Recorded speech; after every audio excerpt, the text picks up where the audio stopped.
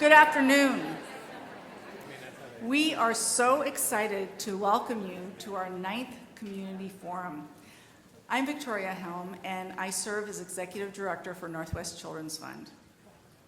There are about 400 of us in the room today. If it feels a little bit cozy,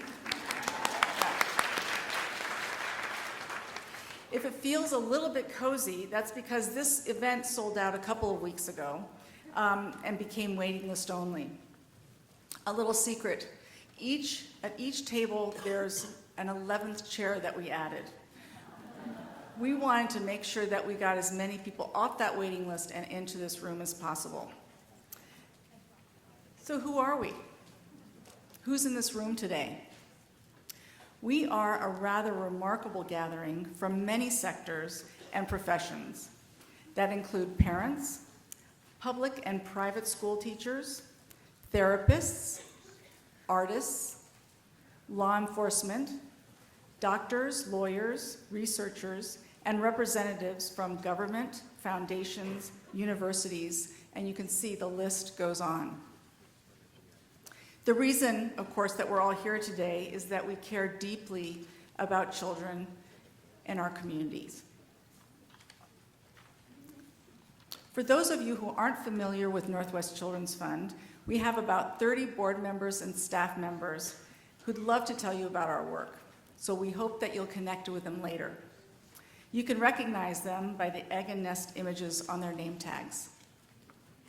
Here's a quick thumbnail sketch of Northwest Children's Fund. We're a public foundation, which means that we raise money from the community. And then we invest it back in for the sole purpose of breaking the cycle of child abuse and neglect. We do this in two ways. We have two programs. One is our grant program. For 30 years, we have carefully and strategically granted money to direct service agencies working on the front lines with some of our high-risk, most vulnerable children and families. We have invested over $14 million to over 300 agencies. And we're very proud of the fact that we've been able to change the lives of hundreds of thousands of children right here in Washington State. In addition to our grants program, our second area is right here, this educational outreach like this forum today. What we have learned from your feedback over the last couple of years is that there is real power, real value in bringing together a broad cross-section of the community like this to learn together, connect with each other, and build working relationships. We know, as you do, that no one organization or even one sector can move the needle on mitigating child abuse and neglect, and that it will take all of us finding ways to work together that will weave a stronger community for our children. Now to our program today. We've planned it in 4 segments. First, you will hear from our keynote speaker and scientist, Dr. Linda Chamberlain. And then we'll have 3 brief presentations from agencies who will provide examples of how they put this science to work in their practice.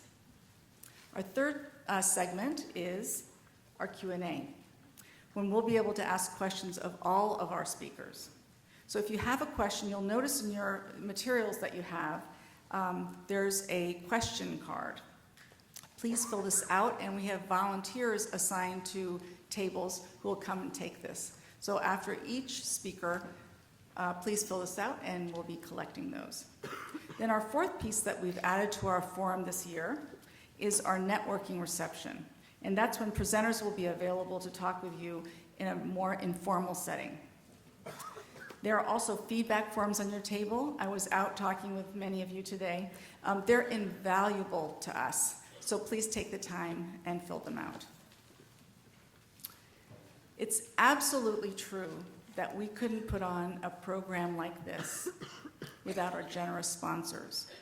So our premier sponsor, thank you so much, Thomas B. Giddens Foundation.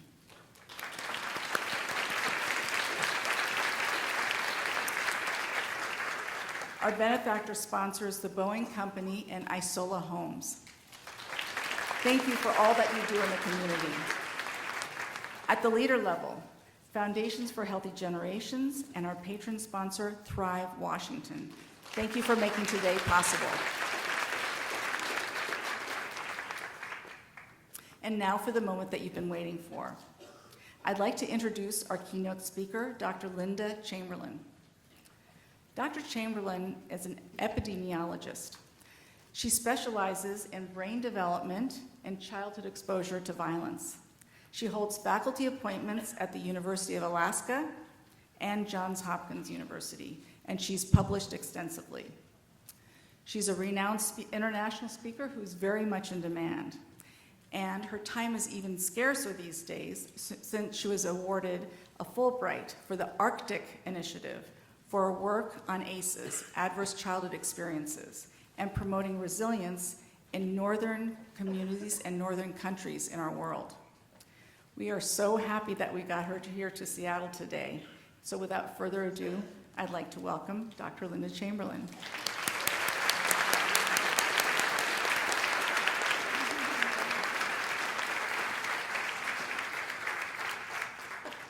I'll just go to the overview here. We always start and we end with resilience, because if we start with it, we're talking primary prevention. And if we have it along the way, we know that the effects of potentially traumatic events can be prevented or buffered with resilience. In fact, it can even be a bigger predictor of how people do through hard times than the dose of trauma that they experience. In order to really understand this, it always comes relative to resilience and the potential impact of trauma. You got to come back to the brain.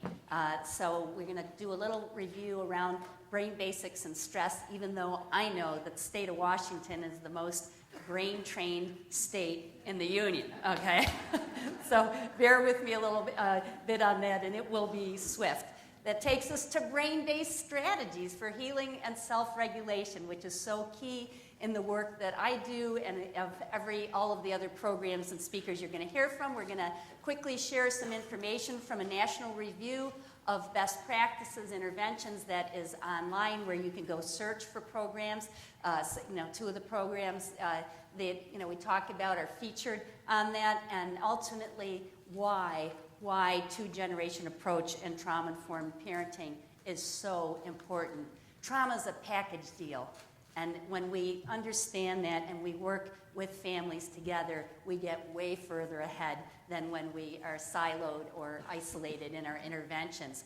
Resilience, the ability to thrive, adapt, and cope despite tough times.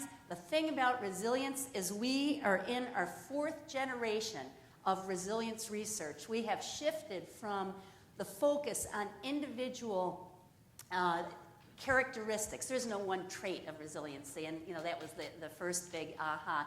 But it's now we realize that resilience at the individual level, it doesn't happen in a vacuum. It happens in the context of adaptive systems that create the opportunity to grow resilience. So we're talking families, schools, neighborhoods, and all that comes with that, schools, et cetera. So, and where that takes us to is we're going to be talking about some of those resilience-promoting skills. The thing is that when you look at resilience and you look at stress, that resilience, biologically speaking, is the ability to modulate and harness the stress response. As we know, not all stress is bad. In fact, stress being a reality of life, the other reality of life is the ability to deal with and process stress effectively. The dilemma is that trauma can mess with that capacity. So, and ultimately a resilient individual is someone who and it's not about avoiding all stress, but rather learning how to manage it effectively. And thank heavens, I am very grateful, my brain, that we never lose the capacity to change our brains and rewire. And that is something not to be lost in the story of trauma and recovery, how important that is. So I know that you know the building blocks of the brain, and we're just going to do a quick overview here to revisit and remind ourselves that at birth only 40% of the connections are in, And those are in those bottom building blocks of the brain. I call it kind of the John Travolta staying alive part of the brain, you know. We're talking about breathing, you know, respiration, heart rate, but getting up into digestion, still fairly low down there, and it helps us to understand why do we see the tummy problems, the persistent functional gastrointestinal problems in children and adult survivors. It has a great deal to connect to understanding how the brain and when the brain is organizing. Sleep as well, and we see those disturbed sleep patterns. Well, that is early brain development, and so much of how the brain organizes is going to be driven by experience. So as we get to these upper building blocks, limbic, just one word for limbic. What would it be? Yeah, emotions, totally. And who hangs out a lot in limbic? Because this is where we're going to next. Adolescents, okay? It's true.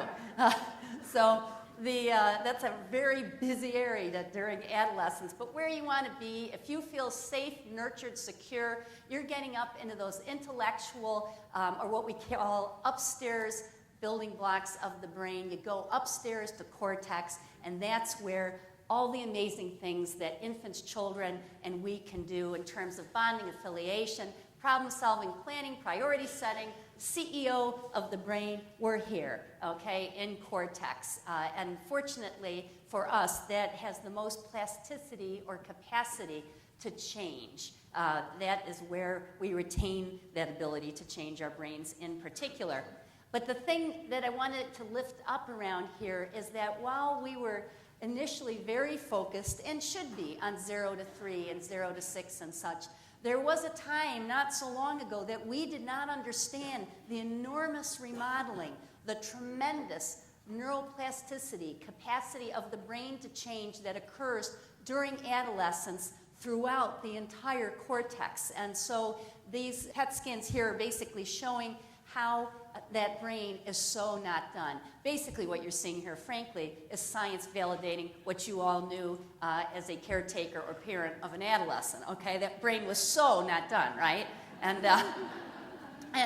when will it be done? We're just going up to age 20 here, but what's the kind of ideal maturation point typically? Yeah, it's around 25. Males a little bit later than gals. Sorry, guys, but it's true. There's about an 18-month, little leg up there.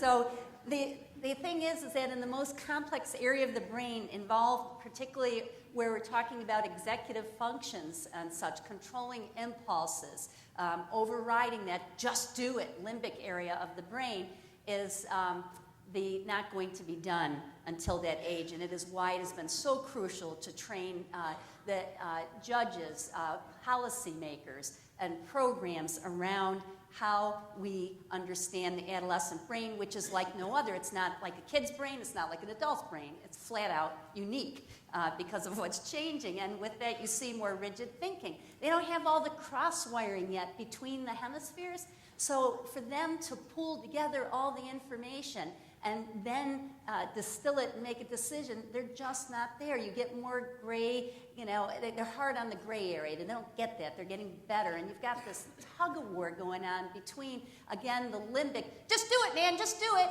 and the cortex, there could be consequences, okay? It's just that limbic area is maturing first. And so, and it's a time of increased intensity of emotions, period, because of the changes. It's not seeking drama, it is the nature of changes happening. So they've got a massive remodeling of the most advanced area of the brain, there are vulnerabilities with this relative to a brain reacting very differently to alcohol and substance abuse than an adult brain because of the level of rapid change, just like when you think about fetal alcohol exposure. But on the flip side, tremendous opportunity. So point from where I stand here is I love Head Start. I love early education. But my other question immediately to communities around especially trauma issues is tell me about your Teen Start, okay? I want to hear about your Teen Start. If we missed them here, are we catching this window of opportunity where specific areas of the brain, such as the connector between the two hemispheres, corpus callosum, often smaller due to trauma, goes through a big growth spurt? we have a lot of opportunities here. Grasping the ring. When we talk about trauma, just to say that, of course, the ACEs work that Washington State has done is exemplary, and so many states on board. But we're looking at the bigger picture of trauma because while we started with those 10 baseline measures, it is any experience that is overwhelming and threatening. Therefore, trauma is personal, influenced by our lived experience, our relationships, which equals resilience in a very big way, and the community support around us, relationships being the big R right along with resilience that can really minimize the impact of potentially traumatic events. So it's thinking big picture. And by the way, this slide you see, Connections Matter, is from an initiative in Iowa that they are creating community conversations all around the state. You can go Google Connections Matter to see what their campaign is doing, and that's from a specific presentation around talking really, again, at community level, why relationships matter. And this is the reason why. I think most of you are familiar with the toxic stress model, but just in case, this acknowledges what I was saying earlier, that not all stress is bad. Stress is developmentally essential and a normal part of development, and you will see slight physiological changes, that survival brain getting kicked in and a little escalation in heart rate and blood pressure, even stress hormones going up just a tiny bit. But that it's short-lived, it's not happening with a whole bunch of other stuff.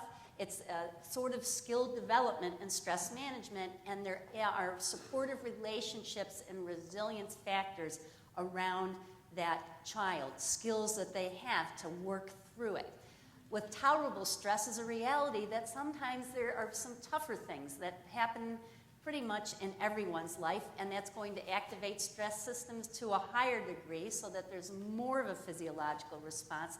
But again, time limited, not hanging out with a whole bunch of other bad things co-occurring, that there is positive response and the brain and organs can recover swiftly.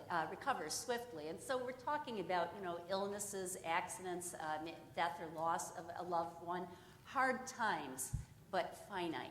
The dilemma of when stress can go toxic, and to remember that really tough events, such as adverse childhood experiences, neglect, child abuse, household member with a substance abuse, and other forms of trauma, they don't in and of themselves equal toxic stress unless there's an absence of resilience factors. You have a bunch of bad things happening together, as is often the case with adversities. We rarely get one thing, and it's prolonged, and there aren't supportive caregivers who are attuned to that child's need, who are trauma-informed in their caregiving.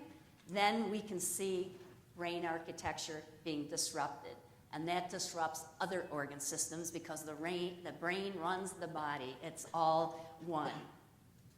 I thought it might be interesting, and this is kind of wrapping up the brain piece. Are we doing okay with the brain stuff? Okay, great. Just to take a quick look at the pathway of fear and stress in the brain.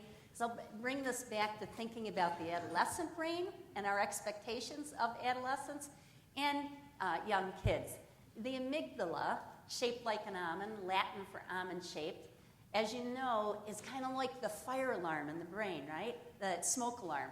That if there's a potential threat, sensory information coming in through the thalamus, that some type of trigger or actual situation, that the amygdala is going to really kick off things to decide what level response we're going to go into if we need to go into a full body alert. It works with the hypothalamus, which is very much about running our autonomic nervous system, and that's going to talk to the pituitary glands and elsewhere to say, let's get some cortisol, some stress hormones rolling. We got to get the body on the ready, okay?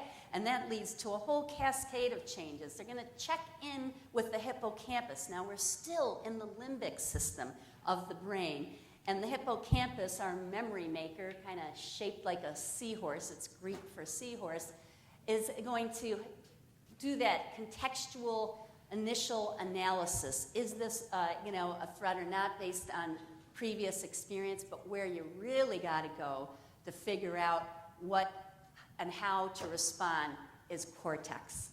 And what is the dilemma with that relative to talking about children? Yeah, it's so not done. And then if there's been a lot of trauma that you're being pushed down to survival brain anyhow, which is what happens in the building blocks of the brain when there's a lot of trauma, keep getting pushed downstairs in the brain, even harder under stress to get to cortex. And for adolescents, it's not done either, but it helps us to understand why the younger the child, the more vulnerable they are to trauma, post-traumatic stress disorder, and the other issues we see.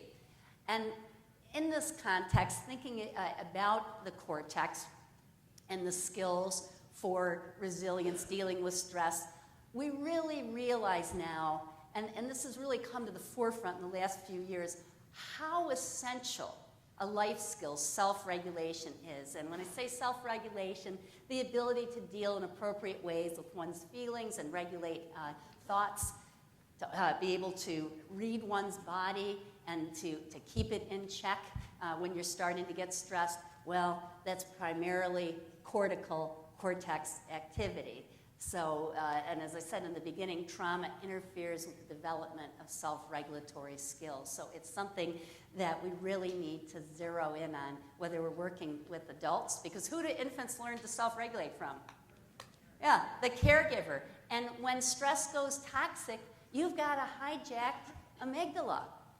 And skills are needed at any age to be able to override that, so you can get back into your thinking brain, your cortex. And the other piece of this is that the more we learn about trauma, the more we realize that trauma memories are not stored like other memories. They're fragmented. They're not hanging out in cortex. They end up imprinted in more the lower areas of the brain and written in the body. And it is why the interventions that we are seeing more and more of, integrated into traditional therapy and separate interventions as well, to address the visceral effects of trauma, movement, rhythm, touch, sounds, things that many cultures have known intuitively for a long time are an essential part of healing. Because we're talking about interventions that stimulate the primitive areas of the brain to release tension patterns that get stuck there and they get triggered there. And so, again, teaching self-regulation skills are essential to recovery. And there's lots of different ways to get there. And EMDR would be, eye movement desensitization and reprocessing would be considered in this arena. Certainly the most evidence in terms of effective intervention for PTSD with adults. But yoga, Vanderkolk, one of the leading world trauma experts, 2 chapters on yoga in his latest book, The Body Keeps the Score. Breathwork, Tai Chi, mindful movement, this is the short list, and hopefully we'll talk about this more during questions. I said last year to Alaska that, because I know I'm segueing out of government, that it was one thing that I wanted to see happen before I left, and not Alaska, but government.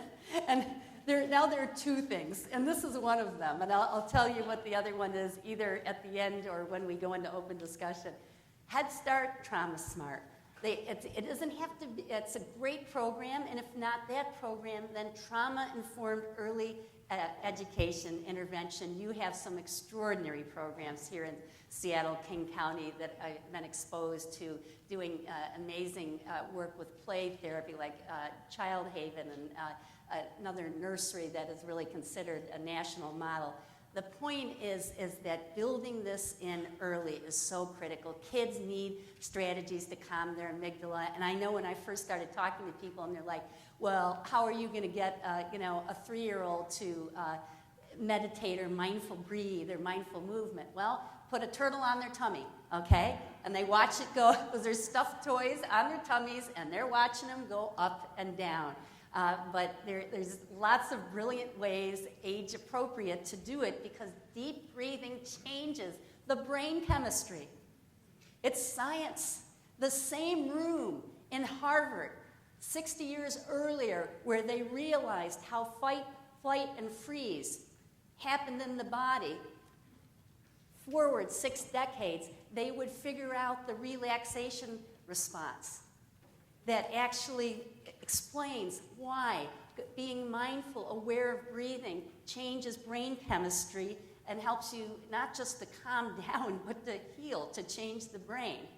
So relative to this program, I'm going to just share a very quick story, and I'm really into props, even in tiny amounts of time, but I am watching the clock.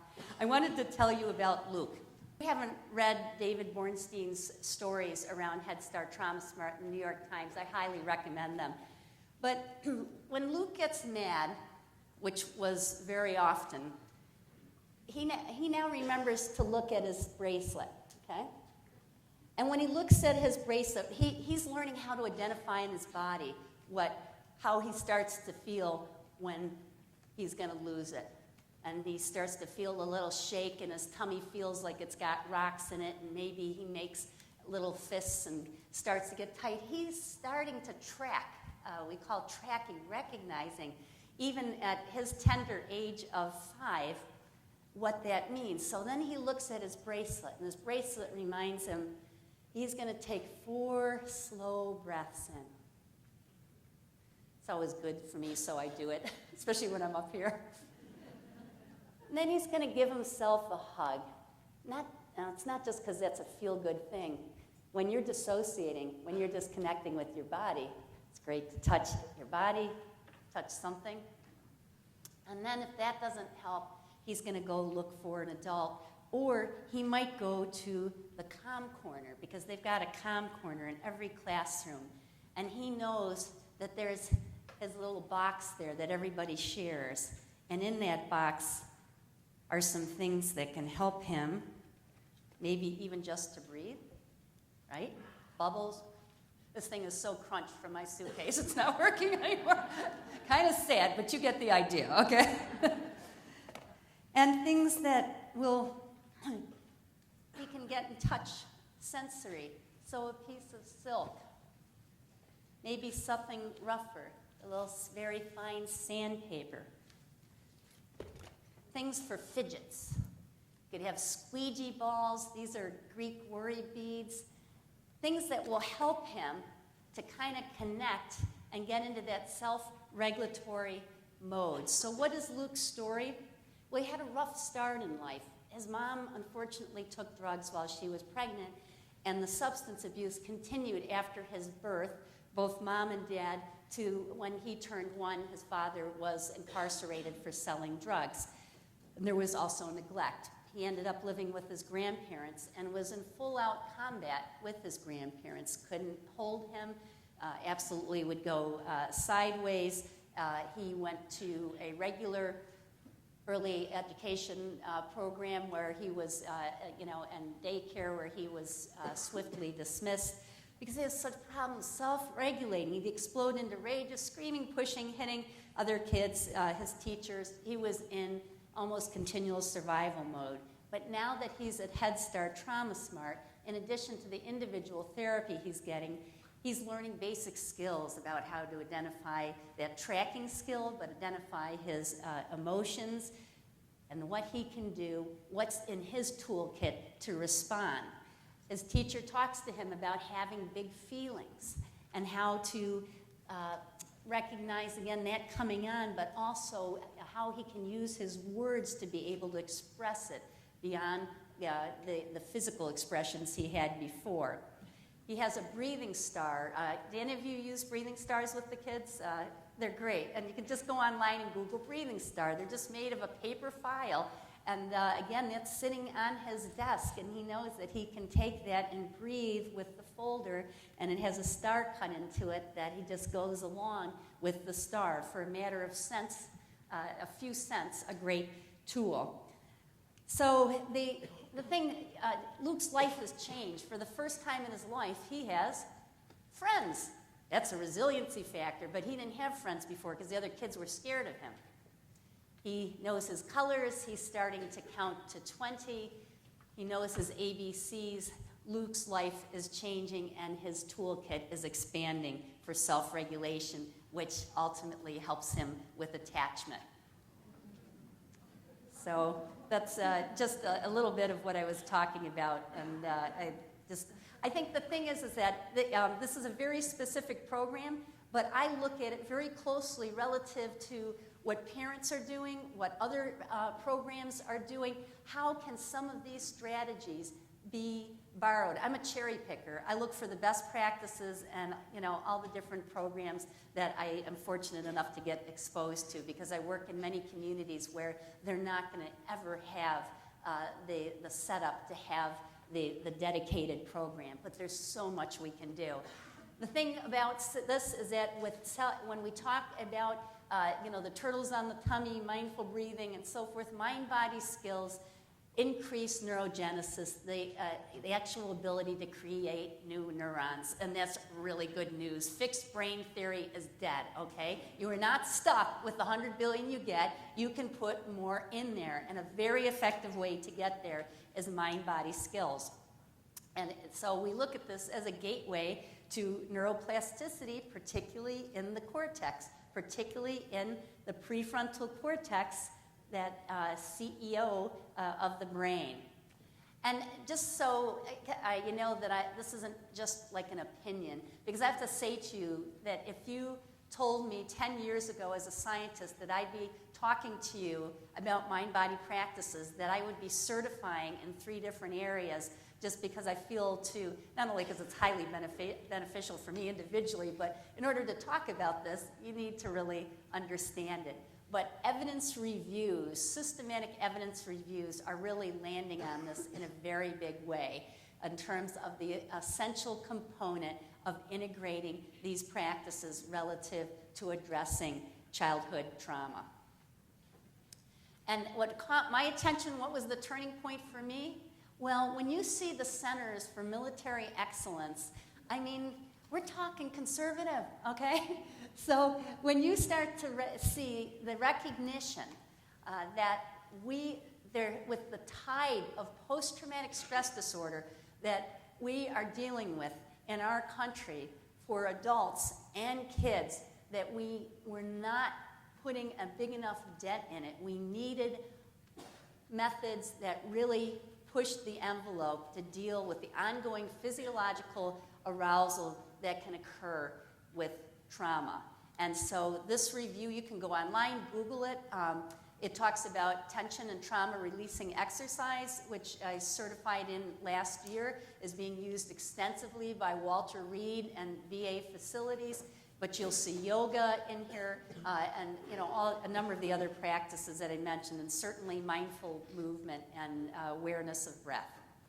There's a lot of science for adults. That's where it started, but understand that there's a fair amount of science for kids as well. So we saw it in application to helping kids with attention problems and anxiety, byproducts of trauma, because frankly, how many kids do you get to see with trauma who haven't been diagnosed with ADHD? That's the bigger question than how many are. Because when I go to shelter, it's not 1 out of 3, it's often 2 out of 3, or all. And I'm not saying they never co-occur, but in the absence of differential diagnosis that includes trauma, that is what happens. And now we're seeing it, particularly around ODD, and of course conduct problems, no surprise that the need to understand this can be part of the equation, the piece of the trauma contributing factor, but also that these mindful practices with kids are very effective for kids with these issues anyhow, such as conduct disorder, symptoms of attention deficit.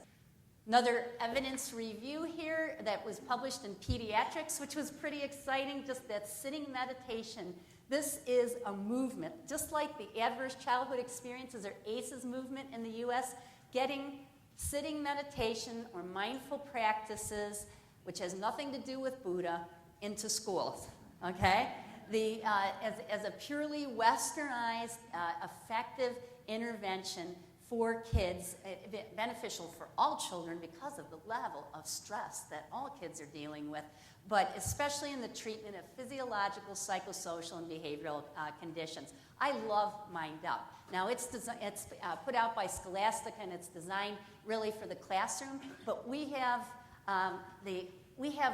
sports teams using Mind Up, parents using Mind Up. Because of the cost of $25, you can go on to Amazon and find a resource that teaches at 3 different levels kids about their brains, how they work relative to stress. Nothing about trauma. It's just how kids can understand how their brains work and how things that they can do to help them be all that they can be. So just great information. And when you walk into a first grade classroom or whatever, and you see 25 pictures of amygdalas and kids explaining to you what their amygdala does, and you know their parents don't know, you want them to go home and tell their parents. Learning to Breathe is an adolescent program. Whenever I talk about anything, I'm always going to put in about adolescents, but there are many school-based, evidence-based interventions. And so it might be good just to do a little mind-body practice, because I'm very into the brain rules of learning here, and we need to activate your brains, because I'm right on the edge of talking too much. Maybe I already went over that edge. Anyhow, since you're sitting, if you can, just by pulling your chair back a little bit, we are going to do a cross-lateral exercise that helps to stimulate the 2 hemispheres to communicate with one another, which we know left-right hemisphere is a classic byproduct of brain change with trauma. So if you're comfortable doing so, if you can't do your legs, then just do your arms, and obviously I can just do my arms, but we're just going to do like scissors, crossing our arms and legs back and forth. If you're really talented, you could turn your head. I'm going to try and go the opposite way. but this is what you want to be doing, is crossing. And now change it up, other way. Okay. Well, the opposite's hard, especially in front of people. Oh my gosh. Well, I feel better. But seriously, why? Anybody who works with traumatized teens, for example, you take them swimming. You can take a group of juvie justice kids swimming, and the calm, their ability to connect with sensation, the calmness that can come with that, it's amazing. It's a cross-lateral. You want, think, cultural traditions like paddling, kayaking, and such. Crossing the midline of the body, I guess that'd be more canoe paddle, are just fantastic for the brain to communicate on both sides. This is another program that I'm training in called Capacitar. Yoga, trauma-sensitive yoga. Now, I am hoping I'm going to hear about local programs here. We have our discussion. I'm just giving you an example of the science here, and then one that I've had the privilege of working with, ongoing relationship actually. But the science around this as well. This isn't just feel-good stuff. We're looking for strategies that activate the parasympathetic nervous system. And, it can be Tai Chi, it can be yoga, jiu-jitsu. There are, again, lots of different ways to get there. But it's a key aspect of being able to help a child or adult, ideally, get grounded in their body, and has been shown to be very effective, and not just around general trauma symptoms, but also post-traumatic stress disorder and regulation, because it has a huge breath component to it. This is a curriculum, a trauma-informed curriculum for kids age 3 to 8. Note that the NCTSN, so National Child Traumatic Stress Network, these folks are not pushovers, are the co-authors, supporters of this curriculum. This is Green Tree Yoga out of Salt Lake City. Again, I'll look forward to hearing about programs here. They've just released a new curriculum for autism and kids with special needs, and often we're going to see this intersection in our work anyhow, but very simple strategies that help us, again, to self-regulate. And it was interesting when I was recommending this to happen at a big trauma conference, the organizers were like, well, you know, we'll have to have a special room, this and that. And I'm like, no, kids are doing this in the classroom, okay? There's no leotards, there's no mats. You know, I could have you right now, you know, do exercises from this. So it's just very basic, age-appropriate strategies. And what I'm going to wrap up with now is just talking about a national review of interventions for children exposed to violence. The initial focus was domestic violence when we were doing the lit reviews, but of course it gets bigger than that because we rarely have domestic violence without other co-occurring issues, and best practices we're clearly seeing across the sectors. So this is a picture of the website page, and you can go in there and you can put in age and you can put in setting like school-based program or after-school community and search by different factors, variables for programs. And this is going to be updated. We initially looked at 23 programs. These are some of them, and everyone has access to these slides, and you're going to be hearing from some of these very types of programs very shortly. But we discovered it was very interesting because there still is a sense in some communities that we really don't know what to do, that it's not evidence, oh, we don't have evidence-based. We have evidence-based. We know more than ever before about how to help children and families who have experienced trauma.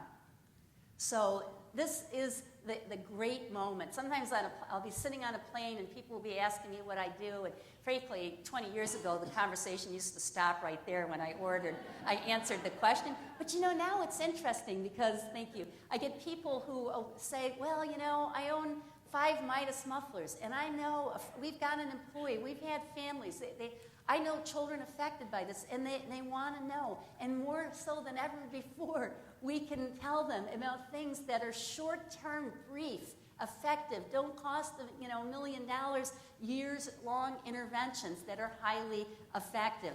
Child-parent psychotherapy, kids club, and mom's empowerment, trauma-focused cognitive behavioral therapy, and project support were the first things we looked at, all evaluated with the randomized controlled trials, yes, RCTs, and many of these other programs as well. But the thing is when we looked at them, perhaps one of the most important aspects were the common characteristics. Again, it's a package deal. The most rigorously evaluated effective interventions work with the non-battering parent and child together. It makes sense, but again, it's science validating what you as practitioners and many different types of service providers knew. There are a wide range of community-based interventions, including adaptations for non-clinical staff. That trauma-focused CBT has been adapted for domestic violence shelters. We've got school-based programs like CBITS, which is cognitive behavioral intervention, but very interesting adaptations. PCIT, that parent-child, the interaction therapy that you'll be hearing about, adapted for homeless shelters, art-based, therapeutic play, and I'm so impressed with some of the work happening in Seattle, and I know folks are here with that, using games to truly impact executive function of the cortex, of course, and it teaches self-regulation skills, not just to the child, but to the parent as well, if the parent's playing with the child. And what do you get? Attunement, connection. What do you get? You get resilience. That's what resilience is about. Programs, interventions specifically for teens, and incredibly innovative collaborative programming like the PALS program in New Jersey, where domestic violence shelters and child protection services have been working together in an art-based program intervention for over a decade. Other key characteristics, a real emphasis on trauma-informed parenting skills, of course, that anxiety and stress management strategies, which comes back to self-regulatory practices and skills, building that personal toolkit for in the moment, and that's for the child and for the parents. So I hope you'll check out that website if you haven't. If you're not into like surfing websites, there's a PDF there that you can print out.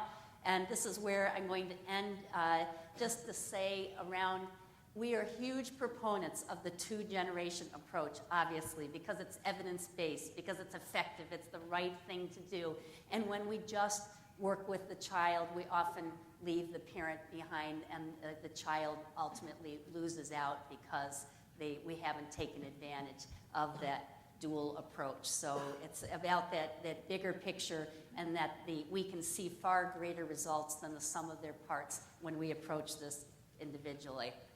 We are very big on universal education with parents. This is a PDF you can download online that is basically about ACEs, toxic stress, and self-regulatory promoting, resilience promoting practices, without ever saying ACEs or toxic stress, because you know what, that doesn't wash with parents. It's written at the 5th grade reading level.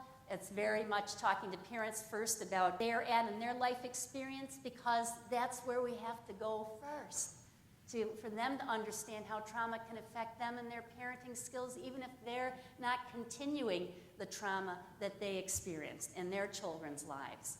So I hope you'll check that out, and I will look forward to hearing you during questions and answers. Thank you for your time.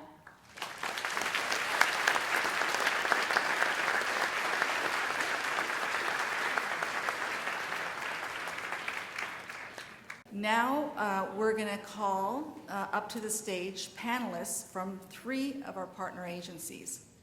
Each will share with us how they are implementing some of the strategies that we just talked about. Susie Winston is Director of Child and Family Health Services at Sound Mental Health. Sound Mental Health is an agency that offers extensive mental and behavioral health services. She'll be discussing a unique collaboration between mental health and domestic violence agencies that focuses on healing children affected by violence. This is the Children's Domestic Violence Response Team, mentioned by Linda Chamberlain, and long funded by Northwest Children's Fund, considered by many to be a national model.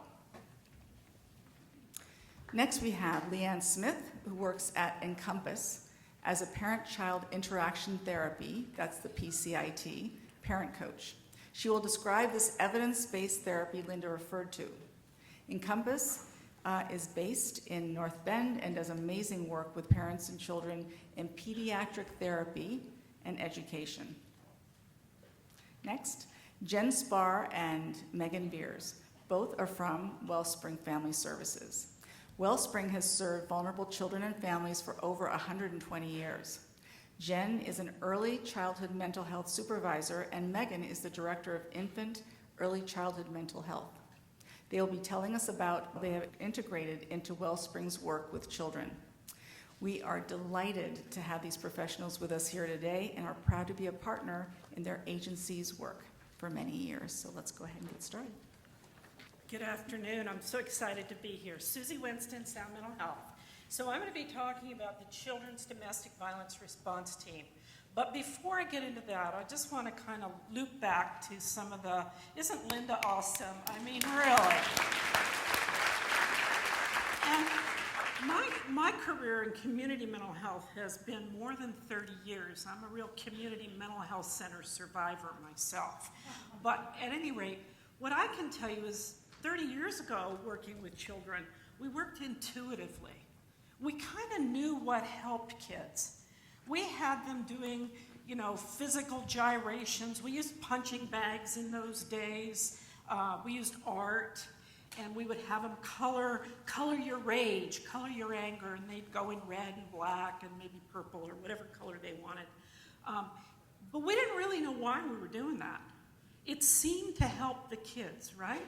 So I just kind of want to take us back that now mental health therapy was considered kind of woo-woo, right? You guys remember woo-woo days with therapy?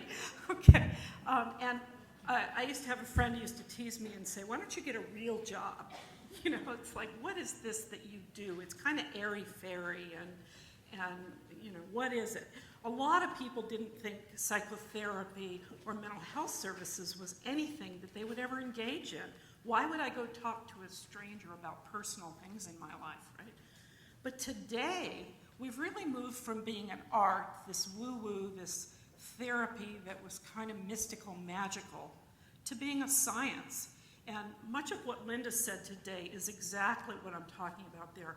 What we know to do with kids that really help them manage their experiences, self-regulate their anxiety and their stress hormones, and all of that. We know that what we're doing isn't just because it seems to work. It really does work, and we have the brain science now to validate that. The other thing I want to mention over the 30 years I've been working with children and families is that my favorite customers have always been the parents. I think parents are awesome, and God love them. And isn't parenting the hardest job? Many of you are probably parents, right? Hard job, right? It's the hardest job you'll ever do. And the thing about it is it's 24/7 for 25 years. I mean, that's a lot, right? So, and in the old days, the way that therapists worked with individuals and with families was kind of like, I'm the expert, and you're the person with the problem, kind of top down. And today we work with people as partners. It's a recovery model. You are the expert about your life, about your children, about your challenges, and I might have a few tricks up my sleeve and some education and some ideas, and together we can figure out what's helpful. And now we add science to all of that.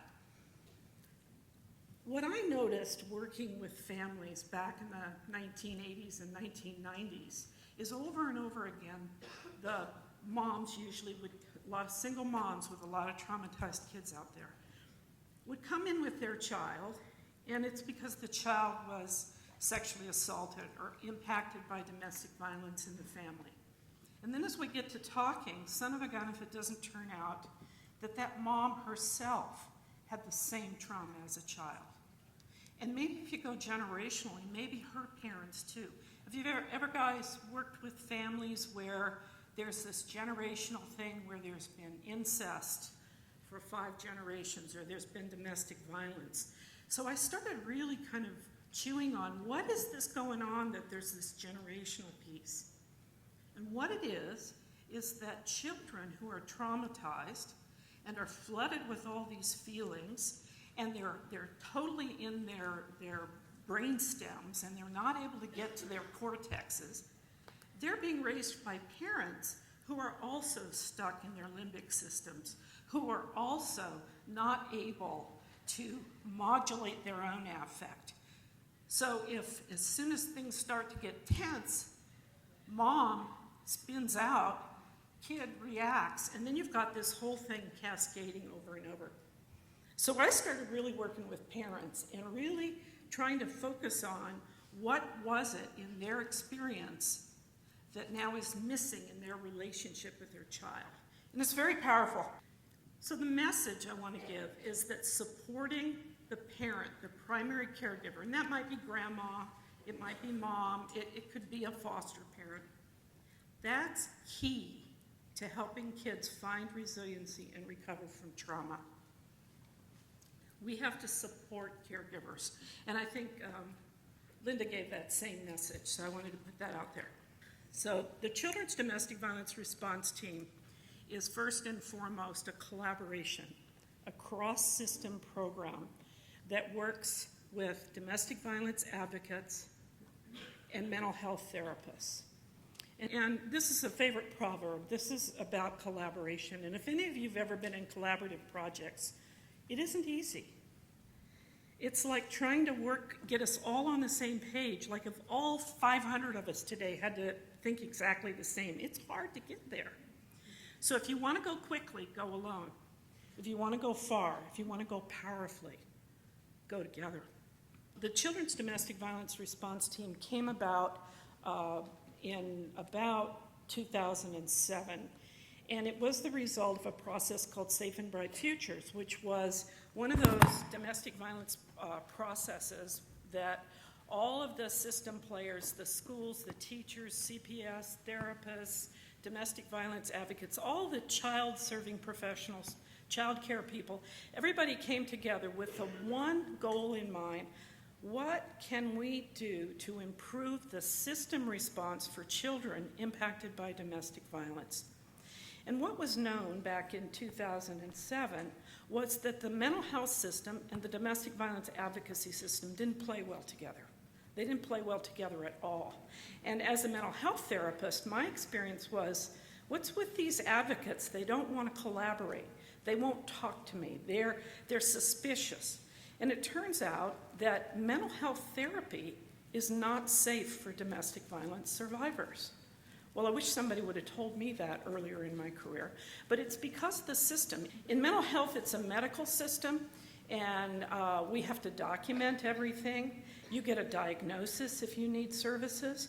And apparently what happens for domestic violence survivors is then the batterers would use the fact that the survivor has a mental health diagnosis, go to court, try to convince the judges that she's not a very good parent. After all, she's mentally ill. And then the judge would give the kids to the batterer. And this was happening a whole lot. The other thing is mental health kind of comes at it from a systems perspective. And domestic violence is not a systems issue. In a systems perspective, all the players in the family affect each other's behavior. And we kind of see it all like a mobile where all the parts are attached. Domestic violence isn't like that at all. Violence is 100% the responsibility of the person who is choosing to be violent.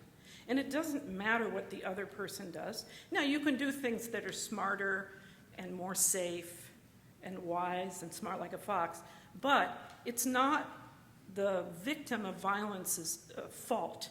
Violence belongs to the person that uses violence. So a systems approach is completely inappropriate when working with a domestic violence survivor. All of this is a long way to say that back in 2007, the advocates didn't trust therapists, and the therapists didn't feel the advocates were very useful. Since the domestic violence response team, we've been working now for almost 10 years, and we have a very tight relationship where the therapists and the advocates work together, where the advocates who are experts in safety planning and a lot of other aspects about really understanding domestic violence and empowering the survivor are able to team up with the therapists who are thinking about resiliency and competency and processing trauma. And it comes out to be a very powerful program. So we're the first program in this country to really have collaboration at its core. We currently have 3 teams. We have a team in South King County with Dawn. Shout out to the Dawn folks that are here today, and the YWCA. We have a team on the east side with LifeWire, and we have a team in Seattle with New Beginnings. And so each team is, at the very least, a survivor and her children, a mental health therapist, and a domestic violence advocate. And from the very beginning of any contact in this program, the 3 work together. The survivor is the expert in her family. She's the expert about what's safe, when it's safe to leave or not, what her children need, what kind of help is actually useful. And we honor the voice and choice of the domestic violence survivor as that expert. And we try to wrap services around that person. And at every step of the way, the CDVRT, the Children's Domestic Violence Response Team, uses this collaborative model to make sure that we're acting together in a way that's safe. For example, sometimes we have to make a CPS report. And that often doesn't feel helpful to anybody that you're working with, particularly if that report is concerning the client that you're trying to help. But in doing it in a collaborative fashion, where we're working with the advocates to be sure what we're doing is safe in a way that CPS understands what we think is really going on in the case, and where the survivor is supported to understand what's necessary and how to move through it, how to recover from that and move forward. Very powerful stuff. So we focus on engaging the non-abusive parent. We don't work with batterers. And we're not in a position where we're trying to determine who did what. We're not investigating. I'm going to call the domestic violence survivors women throughout my presentation. That's typically what we do. The vast majority of domestic violence survivors are women. That doesn't mean that men aren't also survivors, and sometimes women are batterers. Domestic violence occurs across all economic, all social, all cultures. So the majority being women, that's how I'm going to talk about it. So we're working with the moms and their children. We're focused on decreasing the problematic behaviors, many of the things that Linda talked about, and then we want to provide services through a lens about safety and cultural appropriateness. I just put the 8 ACEs on a slide just to kind of remind you and bring it forward. Number 6 references witnessing domestic violence. Personally, I think it's phrased kind of softly in this picture. So domestic violence, in my mind, is sort of the epitome of toxic stress for children. It occurs in an environment that's chronic. It's unpredictable. It's usually denied. There's usually a lot of confusion about what went on. Things are minimized. It can be very, very confusing.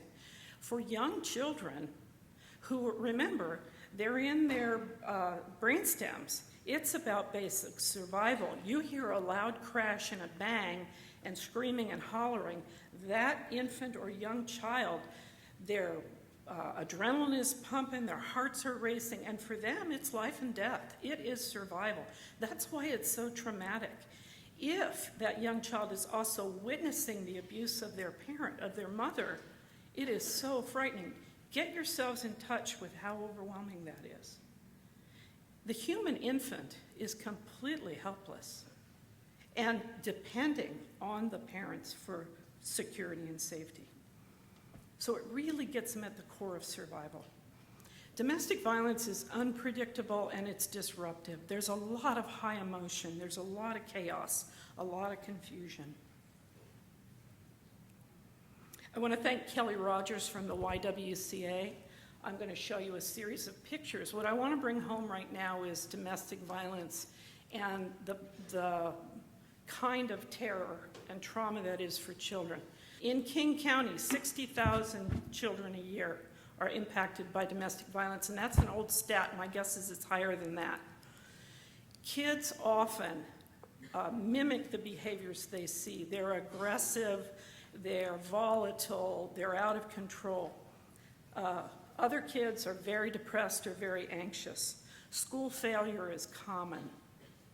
The number one known risk factor for either becoming a victim of domestic violence or becoming a perpetrator of domestic violence is witnessing domestic violence as a child. It is important that we get at this. This is a 6-year-old. Those of you that know art therapy know that's a drawing that looks more like a 4-year-old. So school problems, absenteeism, out of control, behavior problems. I love this one. This is, notice the clock, 6:50 in the morning. This is before school. And that's the child saying, "Don't, leave her alone," trying to save his mom. That's a rifle, not a knife in that one, and that's also before school in the morning. This is a kid feeling like she's locked in prison. This is a teenage girl. Another knife fight before school in the morning. This is a teenager again. You can see the teenagers.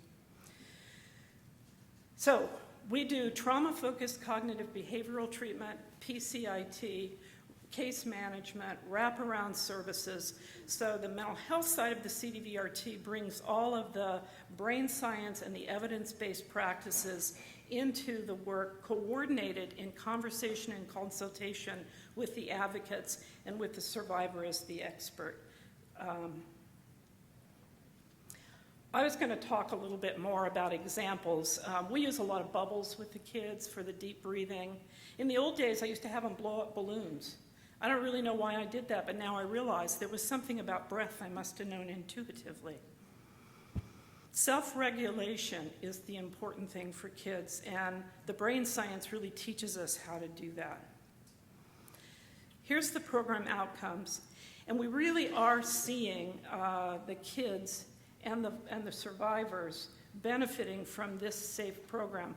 We have them fill out a survey and they say, "Gosh, I wish somebody had had this program years ago."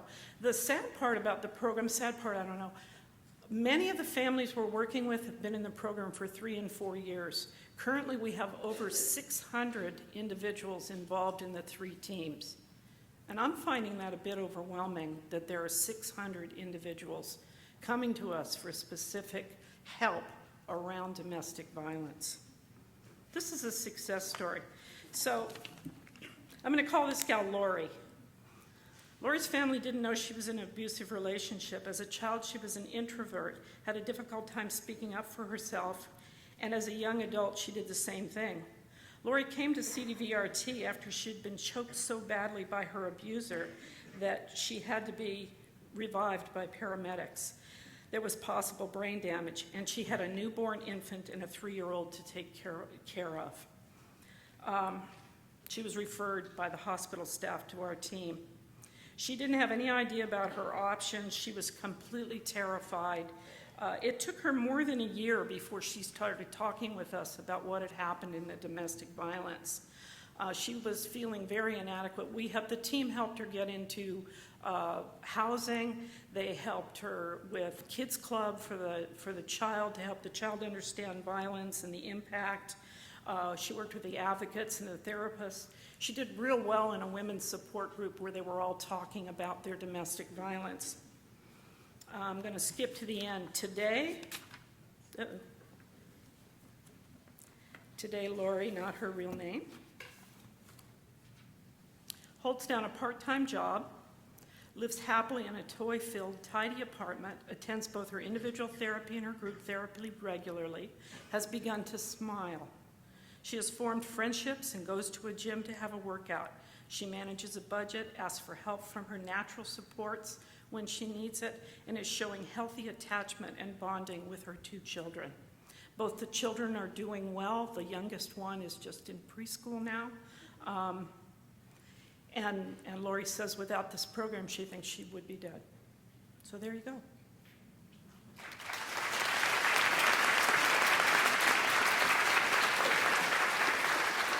Oh, and this is Leanne Smith from Encompass. When we talk about this generational pass of, or generational look or connection to healing kiddos, boy, that's where my heart just goes, yes. So I work at Encompass in North Bend, and no, that isn't over the pass, okay? It's your fastest, easiest commute, okay, to Seattle, just 30 minutes right down I-90. And we are so excited to serve the families in our valley. And we're going to specifically today talk about PCIT. So PCIT stands for Parent-Child Interaction Therapy. So I'm going to throw around PCIT a lot. So again, that's Parent-Child Interaction Therapy. So what is PCIT? Well, it was developed by Dr. Sheila Iberg about 25 years ago with the University of Oregon. And what Dr. Iberg was doing, she was a research psychologist, and she was watching a therapist and a child in a lab, a one-way viewing window, much like what you see there. And she's watching this therapist and this child work together. And she's seeing bond and attachment. She's like, yes, this is awesome. Problem is, parents out in the waiting room. Who has this kiddo all the time? Parent. So she decided, I wonder if we could teach these very same play skills to the parent, and if we would have bigger, deeper, better outcomes. And she was right. We absolutely got that. And so Dr. Iberg, that's where the PCIT was born. It was born in trauma with a traumatized child in therapy. And it has evolved and grown into applications in schools for teacher-child interaction therapy. Worked with our kids with autism, but really born in that trauma place. So it is designed for kids between ages 2 and 7. It's evidence-based. Dr. Iberg created the Iberg Child Behavior Inventory, the ECBI, so that it was measured. It wasn't like, ooh, yeah, this looks good. Seems like it's working. No, there's data points with it. We're watching change happen, not only in the lab setting where the coach is really watching the development of healing, but also we can see it with in the data points. It's live coaching. You can see the coach on one side of the viewing window and the parent and child on the other side. Now the parent has been taught specific skills, and then we're doing the coaching live. There's one thing to read about something, right? Another thing to hear about it, another thing to do it. This is live coaching. And the majority of our families, they're just like, oh, this helps so much to have you in my ear, Leanne. You know, a little audio bud reminding, coaching, and praising and supporting that parent. What we're really doing here is we're restructuring the relationship. And there's two phases to PCIT. We have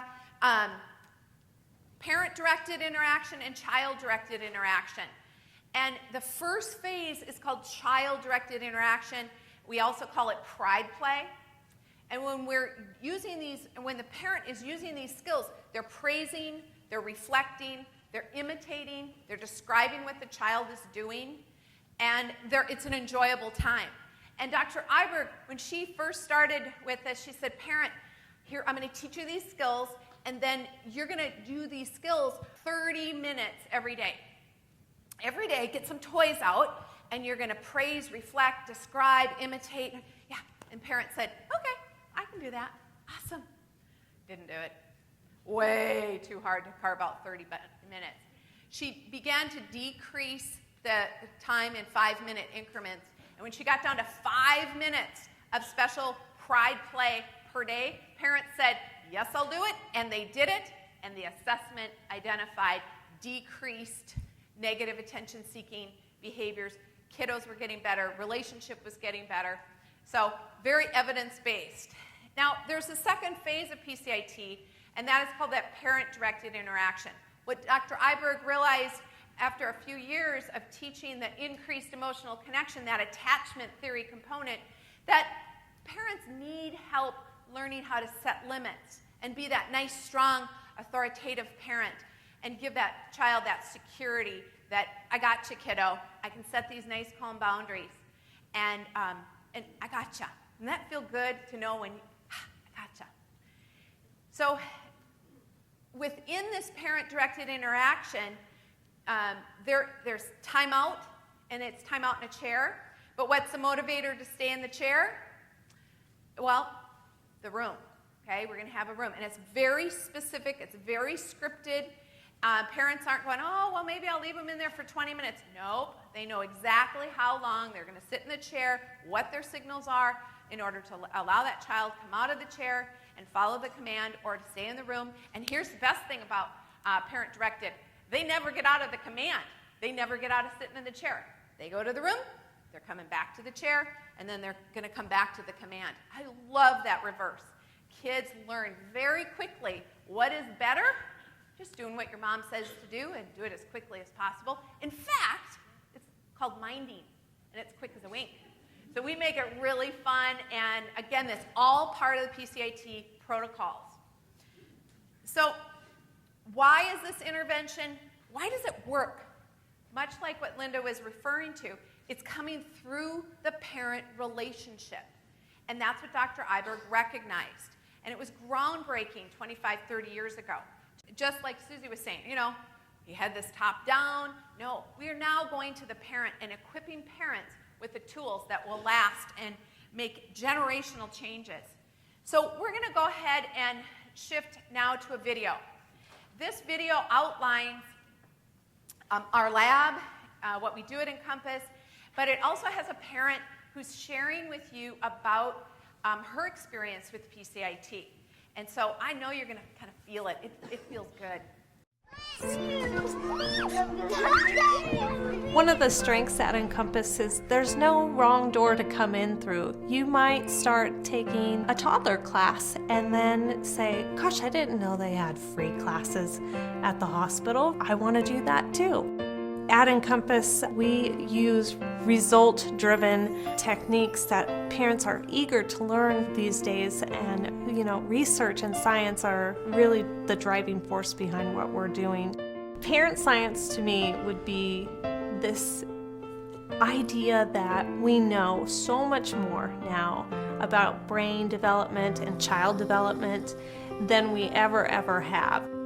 PCIT stands for Parent-Child Interaction Training/Therapy. It is a 12 to 14 week pretty intensive one-on-one parent coaching model. It is designed for families with small children 2 to 7. When it's a struggle every day with a child, it's really hard to have a good relationship. In the beginning, most of the families that come to us, there's a lot of disruptive behavior going on. It was hard to have that relationship with that child when everything is a struggle.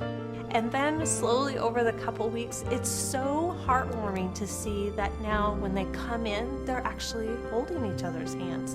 I'm just shocked at how when they leave and they're hugging each other, it's a successful time where they came to us and nothing good was going on. I found out about the program through my friend that had a son enrolled in PCIT, and they were having great success with it, so I decided we would try it too. We had tried a lot of other options and nothing was working, so I was excited to come learn about PCIT. This is a mom with what I call smart, strong-willed kiddo, pushing her mama's buttons. And one of the assessments that we use is called the Parent Stress Index. And what it identifies is how is this child's behavior affecting the parent? And we know this in PCIT through the evidence-based practices, that if a stress index is higher than 85%, okay, they're up in the upper levels, that child is at high risk of child abuse. Not because the parent, this mom, would ever want to harm her child. No parent does. But they just lose it, right? Their stress is so high, they lose it. So PCIT at Encompass isn't just for our ACEs kiddos. It's for all families. We have 4 coaches, and 2 of the coaches are therapists, and 2 of us are coaches. And one of our coaches, not me, is Spanish speaking, and she's outstanding. Lots and lots of experience. We've been doing PCIT for over 15 years and really have that application of, we know that when those stress indexes are high, we can go ahead and come alongside this parent and really stop and prevent the child abuse that could happen. So we're going to shift now to an ACEs kiddo. Okay, so this is a child that was, I started seeing them in September, and this kiddo was coming back into his household after kinship care. He had been in kinship for 2 years, had been exposed to drug and alcohol use and neglect. Yeah, a little bit of domestic violence probably in there too, not outlined very well. So this little guy was coming back to his parents. Now I'm going to tell you, hats off to mom and dad. They made all of their visit appointments. Okay, he had a connection with them. And that was very good, and it was something that we were working on. But he was coming back into their household, reuniting, and PCIT was mandated. So I'm going to show you this first video, and it's only about 26 seconds. I want you to watch their body language, and then we're going to talk about it.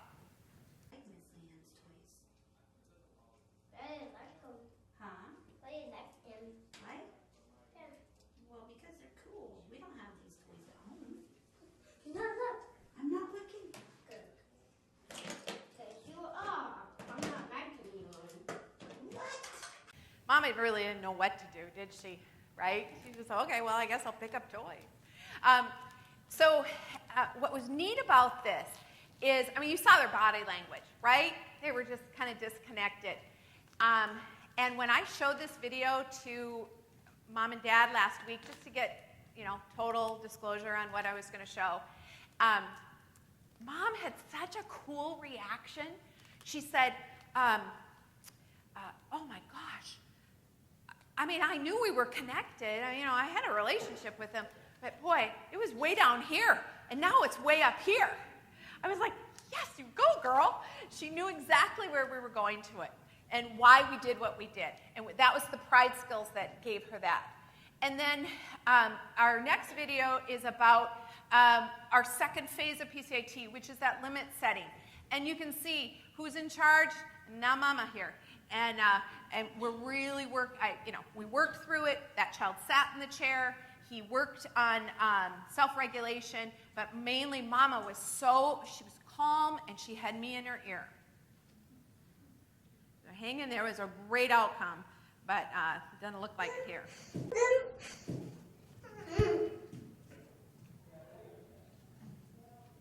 Okay. This work. Come on, watch him. Step back. You can hear me in her ear.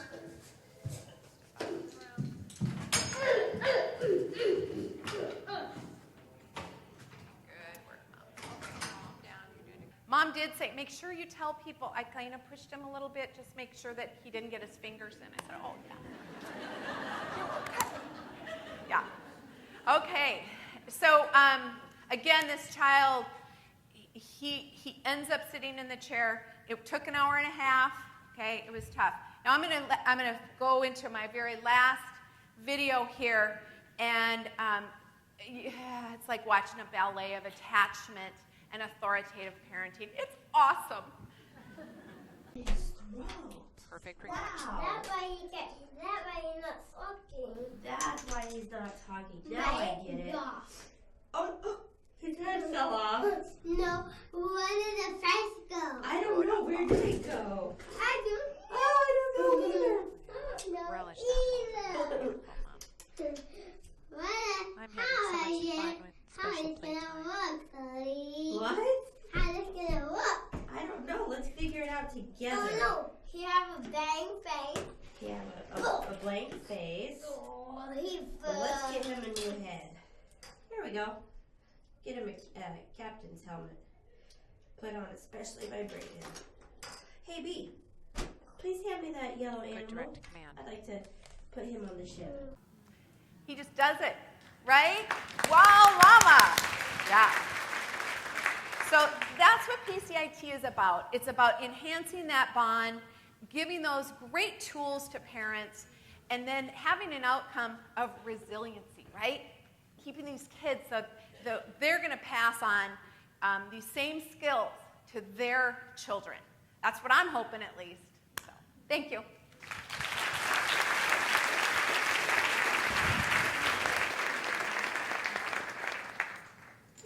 Thank you very much. We're really excited to be here to share this work with you. My name is Megan Beers. I'm from Wellspring Family Services, and my colleague Jen and I are going to be speaking today about some work in our Early Learning Center at Wellspring. So just to start you off, for those of you who aren't familiar with Wellspring, Wellspring is a social service agency in South Seattle. And really the work that I'm talking about today is really built on the primary initiatives of the agency at this time, which is focused on aiming to prevent and mitigate the impact of early adverse childhood experiences on families, and in particular, the most important part, building resiliency through a two-generation approach where we're focused not only on building child capacity, but caregiver capacity as well, which I think you've heard loud and clear today in both Dr. Chamberlain's presentation as well as the other two agencies you've heard from. And I think in our discussion finishing off the panel today, we want to build on that thinking and shift your thinking a bit to expand thinking about caregivers to other kinds of caregivers. And really, we're going to be talking about building the capacity of staff in the Early Learning Center to support young children who've experienced significant trauma. A little bit about the Early Learning Center at Wellspring. We are serving 50 children at any given time between the ages of 1 and 5 years old. To give you a picture of who the children and the families that we're serving at Wellspring, 85% of the children are homeless at the time of intake to the center, and the remaining children generally have only been housed for a short period of time. And this is really a population that has experienced significant number of ACEs and toxic stress. And I want to highlight that when I'm mentioning that, I'm not just speaking of the children, but of course the parents as well. So that intergenerational pattern of trauma that you've heard about is really present in the day-to-day of the Early Learning Center. We have 5 classrooms on site, each with 10 children and 2 teachers. And in addition, we're really focused on building a wraparound services of support for these families. So we have Families receive support from a family support specialist who's really their primary point of contact in the center in terms of communication. They have access to on-site health services and early childhood mental health services, both on-site and in a home visiting context. And in addition, the work we're really focusing our energy on today, we're using reflective practice throughout the center as really our organizing framework to bring ACEs-informed and brain science-informed care to the children in the center. So what is reflective practice? This is the important question. And I want to start off with a little bit about evidence-based. We've been talking a lot about evidence today, and to give you a sense of where reflective practice is coming from. So there's no need, in order to understand the work that we're going to talk about today, to know a lot about all the different evidence-based that are under this umbrella, but I do want to give you the sense that the reflective practice work is really born out of a lot of rich theoretical and empirical traditions, including the more basic science type work in developmental neuroscience and attachment, as well as some of the early parenting programs that were really expanding beyond the parent-child context into thinking about teachers and children, so such as child-parent psychotherapy, which Dr. Chamberlain referenced, and others, as well as the work around, more directly, the building reflective functioning and reflective capacity in caregivers and mental health consultation in childcare. So, when we're talking about reflective practice in the ELC, we're really talking about focusing on the caregiver's state of mind and building up their capacity to build successful relationships with children. So we know when we're building resiliency in young children that one of the greatest impacts we can have is building the relationships that they have with the children in the care of the adults. So building up that capacity really helps us to buffer the impact of early trauma and promote brain development. So what does this look like on a day-to-day basis? And I'll tell you that when thinking about this presentation, we really struggled with how to answer this question. I want to highlight just a few points. First, that incorporating the reflective practice framework has really impacted activities at all levels of the center. In a moment, you're going to hear from my colleague Jen Spar, who leads the charge on integrating reflective practice into the Early Learning Center. But what you'll notice in the examples that she highlights is that neither she or I is particularly present in the examples. The reason for that is because reflective practice is really focused on shifting the day-to-day interactions amongst all the staff in the center. It happens through weekly leadership team meetings between the two of us, as well as program supervisors, where we're really focusing on how do we integrate this thinking into the day-to-day policies and procedures in the Early Learning Center. It impacts the type of support and supervision that our family support specialists, as well as our teachers, are receiving. It happens through weekly case consultations and in-classroom coaching. It's a part of our staff in-service programming. The list could go on, and I would love to have the opportunity to share more about each of these pieces, but what we're going to do instead is really focus on how through all of these activities we've really seen some culture shifts in the Early Learning Center in ways that we think are really significant in terms of impacting young children's relationships with their caregivers and, to go along with that, their early brain development. So the bottom line, before I turn it over to Jen, is that reflective practice really supports relationship development at all levels. And given what we know from developmental neuroscience about the impact of those early relationships on brain development, we feel like it's the best way to nurture young children who've experienced significant trauma and buffer the impact of toxic stress. So I hope that through the examples that Jen shares, if you take away nothing else from our talk today, that you'll really take away the idea that we believe really strongly, it's really fundamental to this work, that reflective practice and early brain development and ACEs, it's everybody's business. And what I mean by that is that I think often when we're talking about these concepts like building adult capacity and thinking about attachment, we think, oh, that's the stuff of therapists. That doesn't fit within my professional realm. And I want to really encourage you to broaden your thinking and think about how does this way of being, how can it be integrated in your day-to-day work? Because really fundamentally what we're talking about in reflective practice is how can I take a step back and think about what is the response I'm having to this child in my care? How do I make meaning of their behavior? And then how do I put those things together to decide what action to take next to support their development? So I hope you'll keep that in mind over the next examples. Thank you, Megan, and thanks for allowing me to speak.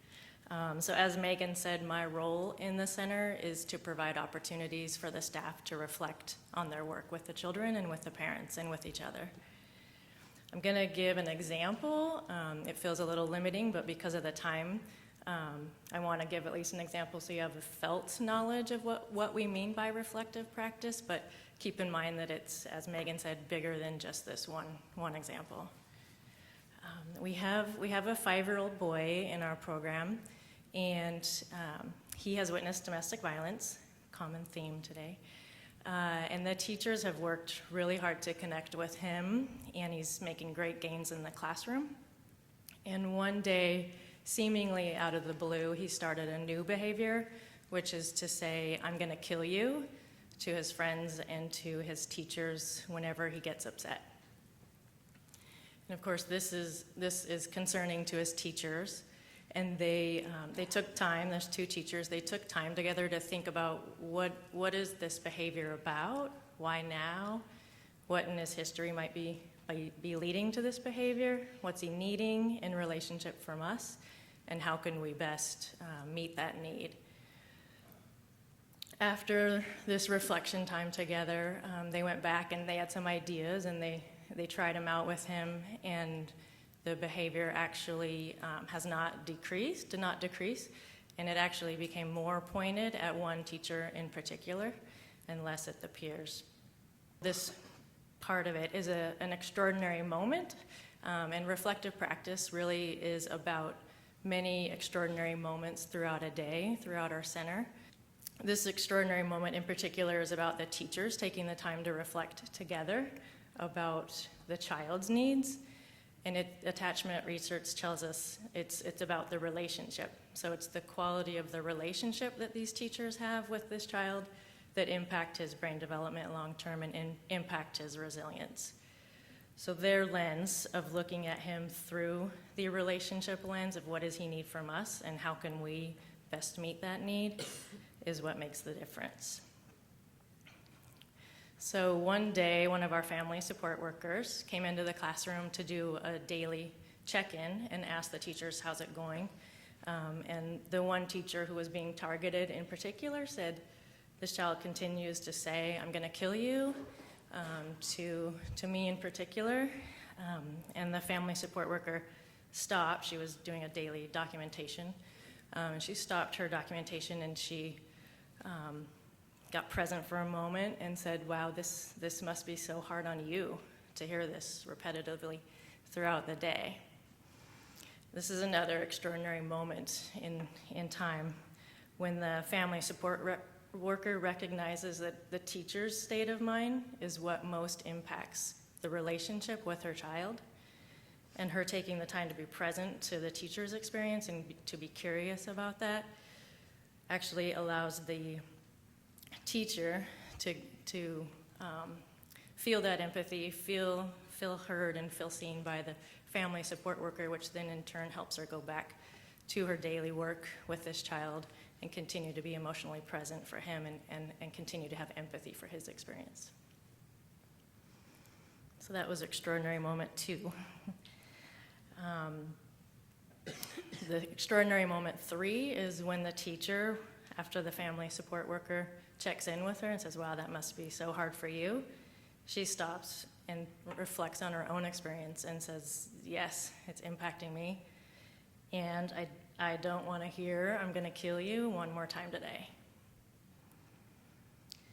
Later, fortunately, I had the opportunity to check in with the teacher as well and help her think and reflect more on what this experience is like for her in relationship with this boy in particular. And she was able to acknowledge and communicate to me that she's feeling frustrated with him and she's feeling angry with him. The aggression directed towards her is taking a toll on her. She just wants the behavior to stop, and she's feeling helpless in terms of making it stop. She recognizes that it's easier for her to be present with him, emotionally present and in relationship with him when he's directing these words and this aggression at his peers, and less able to be emotionally present when he's directing it at her. She finds herself pulling away from him emotionally when it's directed at her. She said her coworker has recognized that she's more stern with this child than other children. She's finding herself speaking louder, raising her voice out of frustration in the classroom. And ultimately, she's realizing that this interaction with this boy in particular is bringing up feelings of her own from her own childhood. So that is extraordinary moment number 3, that she took the time to reflect on her own experience. And this is an example of a culture shift in the center. Often in early learning centers, there's a pressure to appear as a competent teacher, capable, unaffected by the children and the behaviors they bring. And we're actually saying now that acknowledging that you're impacted is what's valued and is what's vital in the work. The practice of reflecting, this practice of reflecting with me or with her coworkers, is actually what causes a shift for her. To explain, we've heard a lot about self-regulation.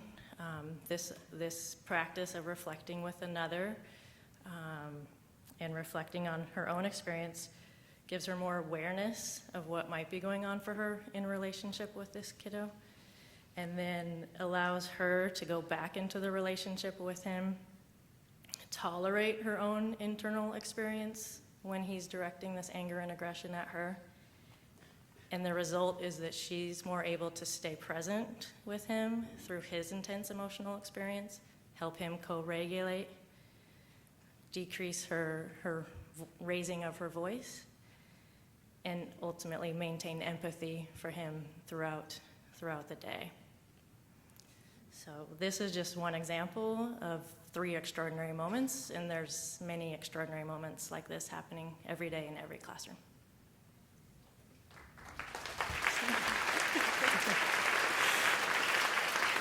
So you're not quite done with us. We're just going to have another quick thing to say. So to just pull everything back together, I think I hope that hearing some of these examples really just expands your thinking, in addition to the value, of course, of the parent in terms of developing that attunement and that buffer in terms of a relationship for young children, expanding to think about other caregivers, and really focusing on building up the caregiver in service of affecting change for the child. And as we wrap up, I really want to encourage everyone to take a moment to think about how this applies to the work that you're doing. So regardless of the context you're in, regardless of the context that you're working in, I think, again, coming back to this idea that reflective practice really is everyone's business. So we're all, I think, we started off the forum today saying we're all in this room because we care about children and because professionally we're interacting with children in some capacity. And stopping in our work to have the opportunity to reflect on our own experience, the child or the family's experience, and therefore to understand the meaning of the child's behavior, and using that information to inform our actions can have really a tremendous impact on how we support young children who are experiencing trauma, and allow us to go that next step to really develop the attunement and the security in these relationships that has the greatest impact on their early brain development. At Wellspring, like you heard from Jen, we're really aiming to build a culture of reflection, one moment, one extraordinary moment, one day at a time, interaction by interaction. And we hope that what we will share today will support you in doing the same in your own work. Thank you very much.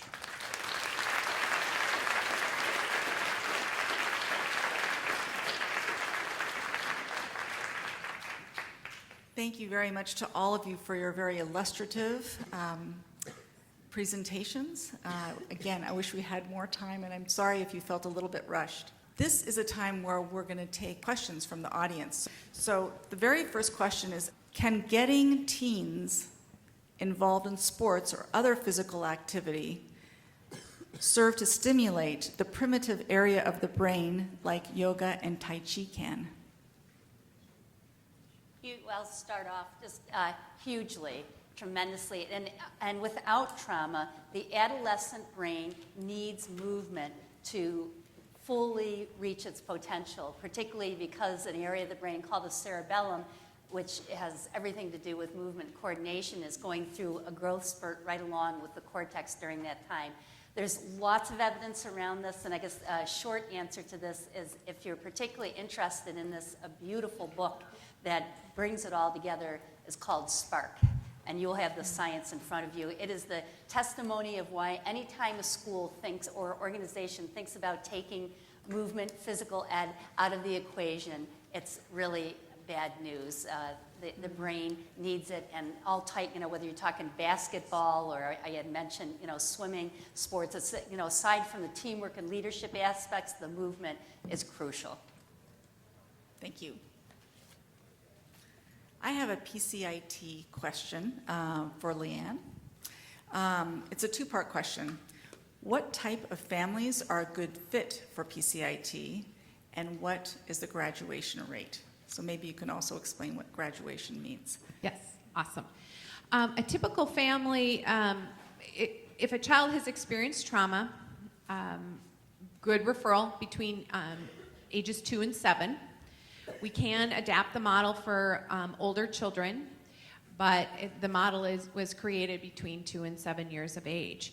But it's also, it's not necessarily only for our ACEs families. PCIT has really shown to be effective in preventing that abuse. So parents that are struggling, don't do this though. You see a kiddo having a tantrum in the grocery store, don't say you need PCIT to the parent. It's generally referred back and forth through parent to parent. But a good referral or a good connection to PCIT is a parent who's struggling with behaviors that are causing themselves stress, or if a child has had trauma, it's a great stepping stone to deeper interventions. And as far as graduation rate, we graduate most of our families. It's 80-90% because we build that relationship with them. And so it is about those pride skills it's about enhancing the relationship between the parent and the child. And we're also using the very same techniques in connecting with the parent. So we're in great relationship, and so we have good completion or graduation rates. Great, thank you. This next question is about reflective practice. So it goes to the folks at Wellspring. The work you described sounds very resource intensive. What suggestions do you have for incorporating the principles into your work if your agency doesn't have a lot of extra staff, money to allocate? So one idea I have for a more reflective culture shift doesn't involve hiring new people. It's more of a shifting the culture slightly more towards wondering together, not assuming anything, not assuming we know the answer, not assuming we know the best response, and just wondering together, is this the best response? I wonder how they're feeling, how am I feeling, and taking the opportunity to wonder together. Yeah, I would just add quickly to that. I mean, I think we want to be upfront in that this work does take more time, and I don't want to kind of beat around the bush with that, but I think I agree completely with what Jen says, that what we're really talking about is a way of being, right? And so building that relationship first, attitude into your collaborations with other professionals, and also maintaining the curiosity and the wondering, I think is a great starting point to kind of see where it takes you in terms of impacting the families in your care. Great, thank you. The next one is for Susie.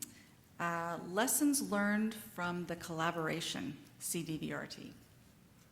I know it's a broad question, but any thoughts? I think the best lesson learned is that we really work better when we work together.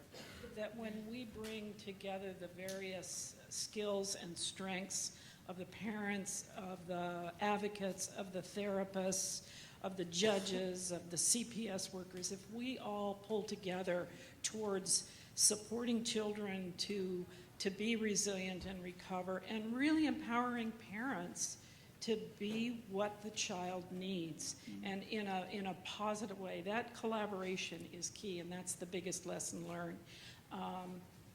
And that I think the other thing is that domestic violence is still not well understood by the general public and unfortunately by many of us social service workers. You know, the human spirit doesn't want to believe that what this person is saying is really true, because it's too hard to believe that two people that loved each other might do that, that somebody would actually strangle somebody to the point of brain damage. I mean, we don't want to believe that, but the fact is it's true. And the other side of that is that it's very dangerous for survivors when information is going from you know, like if you're a school teacher or a CPS worker, it's amazing how much information is given to the other parent that probably shouldn't be. And that's very dangerous for survivors. So I just want to put that out there. Thank you. The next question is for Linda Chamberlain, and anybody else, please jump in. What have you learned cross-culturally about trauma? And there's a similar question that says, I think it's pretty much the same one, how do you change your work or adapt your work or strategy when you're working with families from different cultures? Linked. Well, I think the thing is what we've learned cross-culturally about resilience that is key, because the trauma piece really is universal, but we didn't understand that so is the resilience. And in this latest advance in looking at resilience in the context of cultures and adaptive systems, we've really learned that your key elements of resilience are quite consistent across cultures. We have great tools, you know, to measure resilience now. For example, the Child and Youth Resilience Measures, CYRM. There's a longer form and there's a 12-item brief form. That's based on research involving 22 countries and many, many different cultures. And there is this consistency, and no surprise, coming back to what everybody said around relationships, competency, having the kid having one thing they can, you know, do and feel they can do well.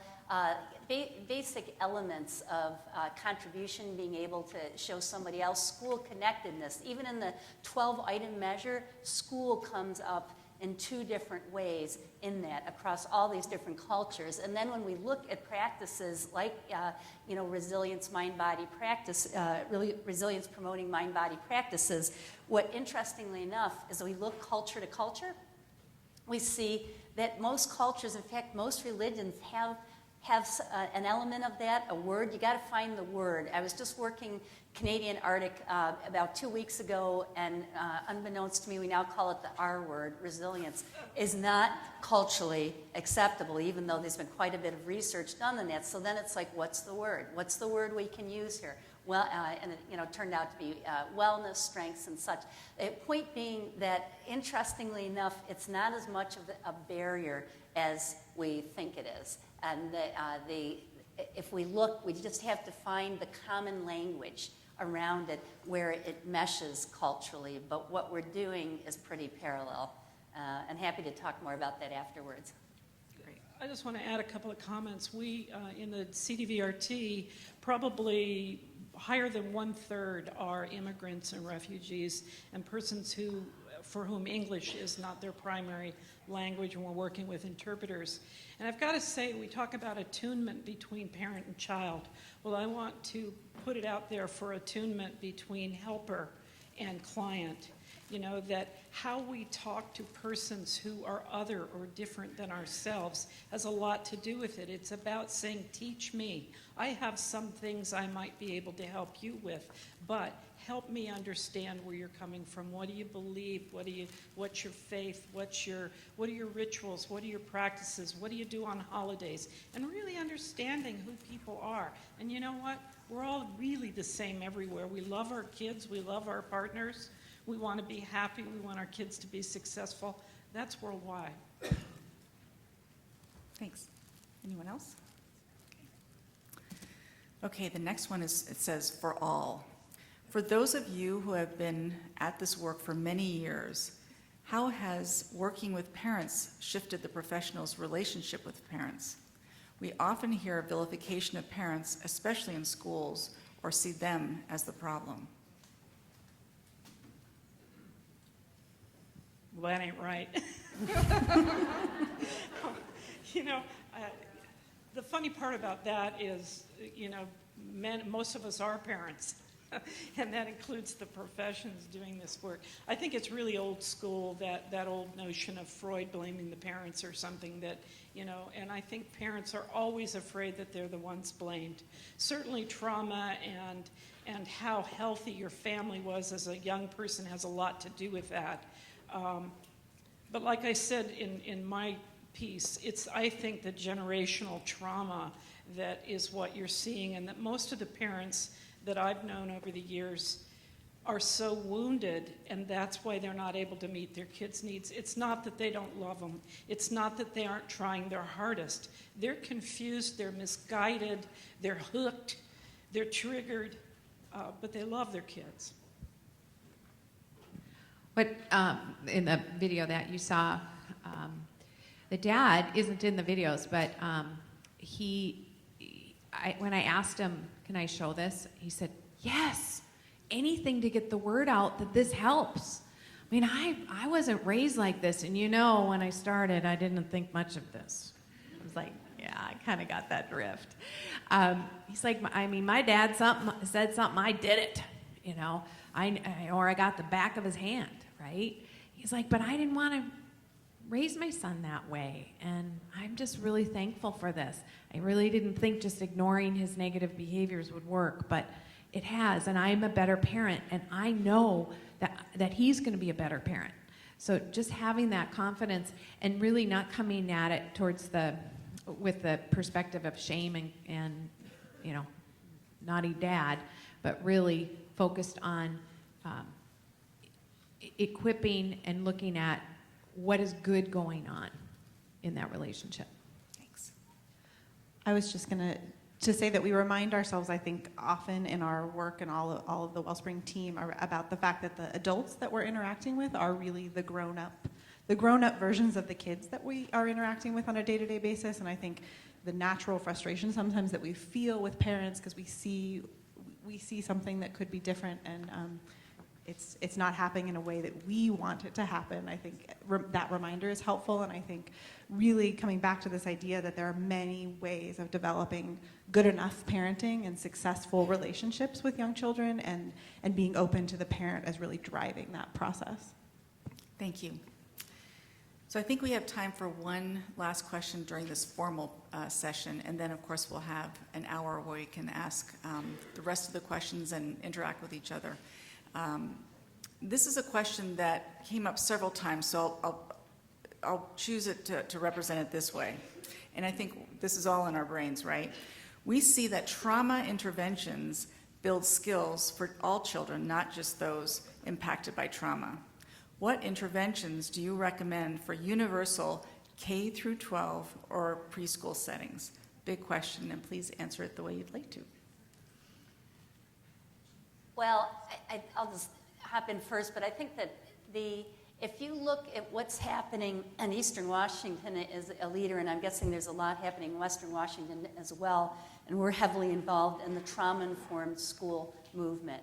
And I don't have children, but I would never want a child of mine, especially knowing myself, to go to school where there wasn't social emotional learning curriculum.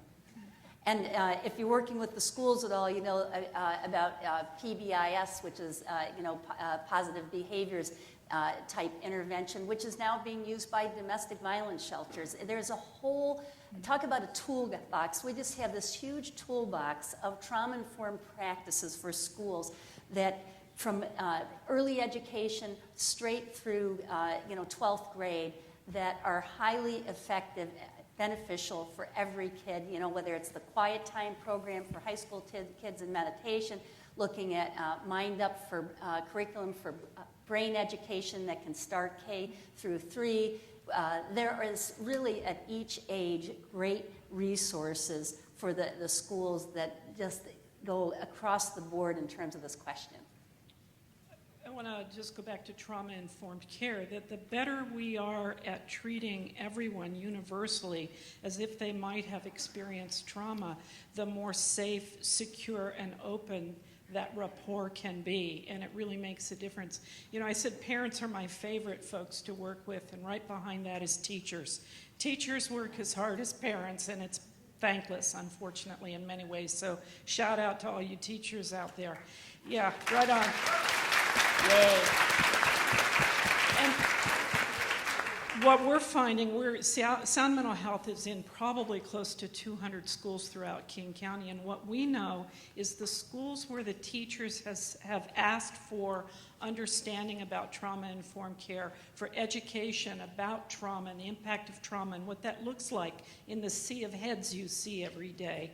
Those schools are having much more success at reducing truancy and behavior problems and all of that. They're doing much better with positive behavior interventions. So any of you that haven't really informed yourselves about the impact of trauma, I encourage you to do that, because that's where it starts. Once you get it, then you can be part of the movement. And the last piece that I would add is just that, we think about reflective practice more with young children, but we need to be, in a universal sense, need to be supporting teachers, whether they're serving children with trauma or not, although we know most are in some capacity. But I think thinking about their experience, not only from a skills perspective, although that's incredibly important, but also how do we figure out how do we build up their capacity to reflect on their own experience? I was, as a parent of a kindergartner, spent some time volunteering in my son's classroom this week and just having a moment to just connect with his teacher and say, how are you doing? What's going on for you? And of course, I'm a therapist, so I can't help but do that. But I think that how do we support all levels of school administration to build in reflective capacity for teachers in addition to the skills piece, I think is essential. Can I add something about a free resource, because I'm all about free? We just finished this past Wednesday a 3-part webinar series on trauma-informed schools, which just routes people to a whole bunch of resources, online curriculum, and so forth. So if you, last year's is online, but if you wait another week or two, either way, you can look at the old one. Google ASDN, so ASDN and trauma-informed schools, or trauma-informed schools and my last name, and it'll come up. And we'd love your feedback too. So I do agree with Susie that we go from parenting to education, because educators are, boots on the ground, right, with these kids and spending many, many hours with them. So PCIT does have the adaptation with teacher-child interaction training, and I do have handouts at my resource table, and I'm happy to, if you're an educator and you want to learn how can I connect deeper with my kiddos, especially that child who is showing you some behaviors that you're like, ooh, something's not right there. Enhancing your relationship with a child will change everything. And these very simple pride skills, praises, reflections, imitating, describing, and having that good, solid enjoyment moment with the child, it really does open up their little hearts, and they are able to give you the reasons to have the empathy and to perhaps even get them the help that they're going to need through therapy. Thank you. Let's get a round of applause. This has been amazing.